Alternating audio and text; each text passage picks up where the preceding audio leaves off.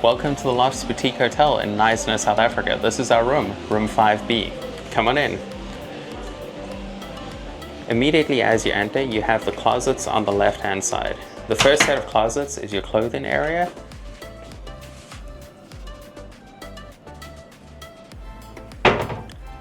And the second set of closets is your fridge, safe, and coffee station. Continuing on to the rest of the room, we have a king-size bed with a flat screen TV that is directly opposite the bed. Moving on into the bathroom, there's a 2-in-1 tub shower combo, as well as a toilet and sink, all located in the same room.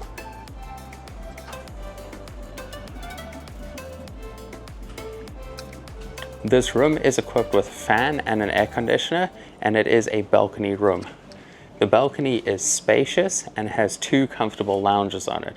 The only drawback is that there isn't really much of a view. You can see a little bit of the water, but most of your view is a parking lot and the garages of the adjacent houses.